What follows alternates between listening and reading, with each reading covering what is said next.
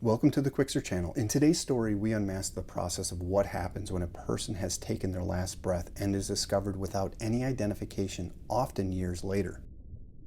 This is the unidentified forensic journey to solve a case of a missing person, and it's nothing short of incredible and fascinating to learn about the lengths individuals go to in efforts to help identify someone they do not know themselves. But before we get started, Quixer makes two kinds of videos. First is active missing person cases, and the second are stories like this one related to missing persons and the mysterious.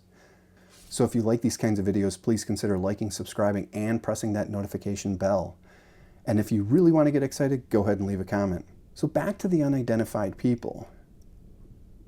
People lose contact with past friends and families for so many different reasons. You've probably lost connection with many of your old friends as well.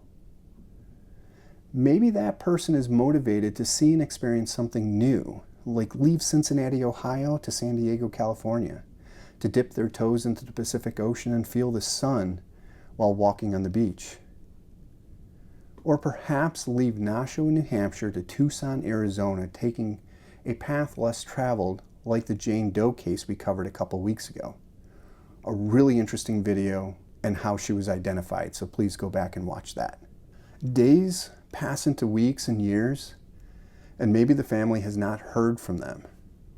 To the family, they hope they're out there enjoying their new life while hoping for a phone call or any type of closure for that matter. Because America is a really big place. I mean, the entire European Union can fit inside of our country, plus some more countries. Heck, Arizona alone is bigger than some other countries like Hungary, Portugal, and a few more. So when someone goes missing in the United States, or even Arizona, they often vanish for years. Arizona is a little more unique than some other states, and the stark reality continues to unfold across the expansive and desolate landscapes where individuals are discovered with alarming regularity every month, every year, for decades. And the very interesting thing about our society is the effort we put in and the amount of people who get involved. From the moment a call is made to the authorities, a variety of professionals spring into action. Their collective mission is to unravel the mystery of the deceased identity and the circumstances surrounding their demise. The investigation often begins at the local jurisdiction level. This involves various team members within the agency and external. An investigator is the point person, but not the most important person in our opinion. The investigator leans on the expertise of so many other team members, such as the crime scene analyst or CSI. And if you're into that show, mostly make-believe, but it's good entertainment. The CSI team does collect anything that might be measurable to the investigation, but the anchor to the entire success of identifying the unidentified is the medical examiner. We'll come back to this role in a moment to help underscore the outcomes of the ME and the success that might happen to the unidentified person. Let's take a very quick peek into two websites, and we'll look specifically at Arizona. Humane Borders and NamUs. Humane Borders, which pinpoints the locations of unidentified people believed to be migrants discovered in the state, most who met their end in the harsh desert environment. This map not only highlights the scope of the issue, but also raises profound questions about the fate of these individuals. The sheer fact an organization had to put together an ArcGIS map is sad. But for an unidentified person to be listed here, that individual had to pass through one of the county medical offices. NamUs is run by the US government. It's a national list, and it does named and unnamed unidentified people. And currently it has almost 15,000 unidentified people. You can run searches on locations and the details of recovery, and some of them are pretty sketchy. But let's also talk about some of those other supporting roles to help identify an unidentified person. You have web designers making these sites, financial accounting staff members with the budgets and payroll, mechanics making sure the recovery vehicles are in working order, or the coroner van is able to transport the person without any issue. Okay, back to the medical examiner's office. When the ME is tasked with examining an unidentified person, their evidence collection typically involves several critical steps. But it all starts with the external examination, documenting physical characteristics like height, weight, hair color, and eye color. If there are fingers, yes, if. Taking prints for identification and comparison.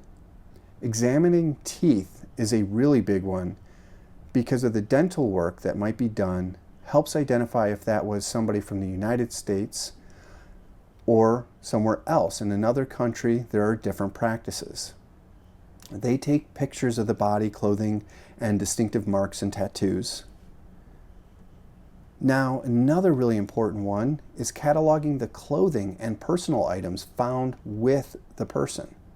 Again, this is a way to identify where the person is from. Clothing does say a lot, not only in style, but the tags within it are going to list in a specific country. Then the ME starts the real science stuff, collecting DNA samples for genetic profiling and comparing into databases. There's a national system called CODIS that's run by the FBI. But again, not all states participate here, so just because it's in CODIS does not mean everyone can access it. They perform radiographs to check for broken bones, old injuries, and medical implants. Medical implants are a great one to identify a region where a person's from, and even down to the individual if it has a serial number on there. Toxicology tests are run against some of the bodily fluids for presence of drugs and other substances. Then histology, by examining tissue under a microscope to help identify disease and trauma. Again, where a person might be from is what they're exposed to. Lastly, the medical examiner documents the circumstances of recovery in the file. By documenting the location and condition of the body when found helps determine the cause of death, and based on their carefulness, the medical examiner may lead to the success in identifying the individual. Now here's a real-world story about this.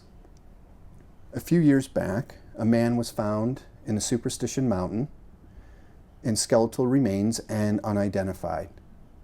But because the medical examiner in Maricopa County did their job, they extracted all the details just as described, and they went to the NamUs site and they uploaded the file and compared it. They found Jesse Capon. We have a video on Jesse, really fantastic guy with an unfortunate outcome, worth watching.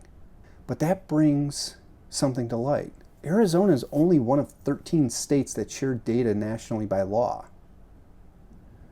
Arizona law requires the medical examiner to upload that data to NamUs. That's why we think the ME office is the most important in the unidentified person case. So the NamUs website is open to the public. You can go on there and you can look yourselves into your town, city, state, and if there are any missing people.